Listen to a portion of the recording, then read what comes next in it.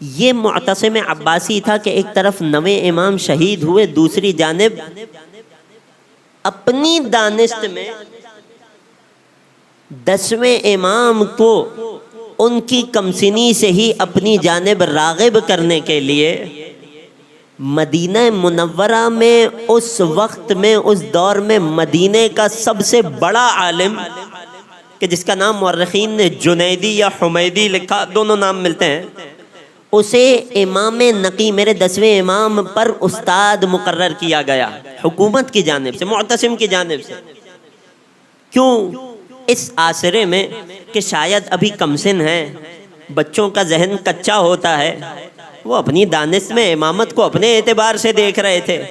بچوں کا ذہن کچا ہوتا ہے، ابھی سے اپنے مطلب کی باتیں پڑھائیں گے تو جب تک یہ بچہ پل بڑھ کر جوان ہوگا ہمارا ہم فکر ہو چکا ہوگا، اور یوں بہت بڑی خطرے کی تلوار بنو عباس کی گردن سے اتر جائے گی۔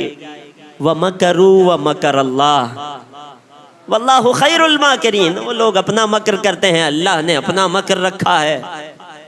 ادھر اس نے مدینے کے اس دور کے سب سے بڑے شیخ کو، سب سے بڑے استاد کو، 8 سے 9 برس کے کمسن بچے کا استاد مقرر کیا، میرے 10ویں امام کا استاد مقرر کیا۔ پہلے دن استاد اپنے شاگرد کے پاس آیا ہے اس نیت سے کہ اس کمسن بچے کو میں بڑی بنیادی معلومات سے سکھانا پڑھانا شروع کروں گا۔ بات کا آغاز کیا عربی کے قواعد سے، عربی گرامر سے، عربی گرامر کے بنیادی علوم، صرف و نحو، نحو کا بنیادی ترین قاعدہ اس نے امام نقی کو پڑھانا شروع کیا۔ کہنے لگا بیٹا جان لو کہ الفاعل مرفوع، کہ جب کوئی بھی لفظ کسی فعل کا فاعل بنے، جو سمجھ جائے بہترین، جو نہ سمجھ پائے کوئی بہت ضروری بات نہیں ہے، آپ نے پریشان نہیں ہونا، سیرت پر توجہ رکھنی ہے۔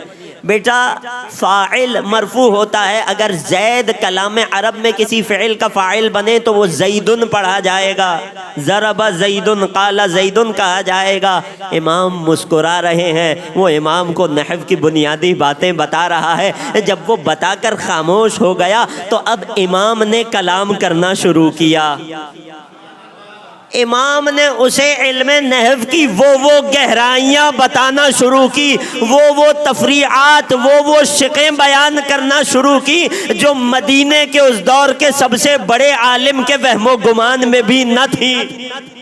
کیوں؟ کیونکہ بھول گیا تھا ارے یہی نقی ہیں کہ جن کے جد علی ابن ابی طالب نے نحو کی بنیاد رکھی تھی۔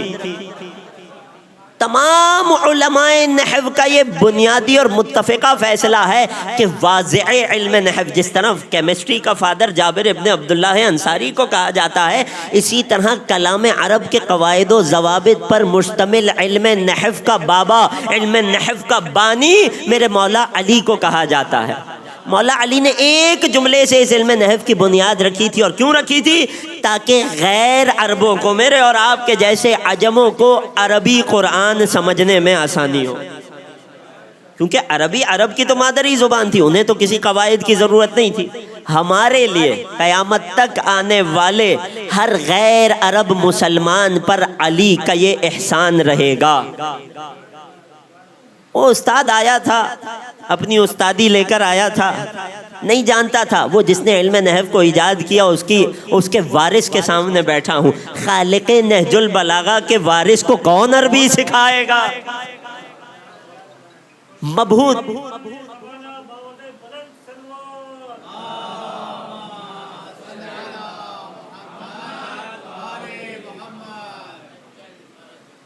اپنی استادی لے کر آیا تھا، ساری استادی دھری کی دھری رہ گئی، مبہوت ہو گیا، پریشان ہو گیا، لوٹ گیا۔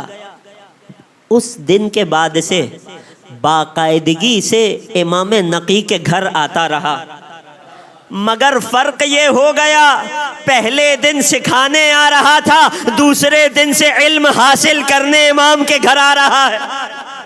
کئی دنوں بعد جب معتصم مدینے آیا یا یہ استاد سفر کر کے کہیں گیا، معتصم سے ملاقات ہوئی، معتصم نے سوال کیا کیف وجدت الطفل، تم نے بچے کو کیسا پایا؟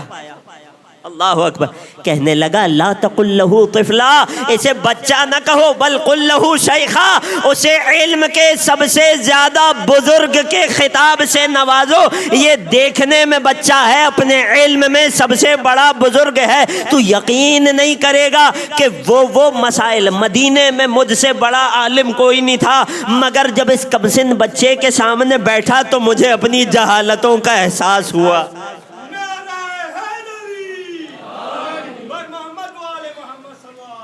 اللہم صلی علی محمد.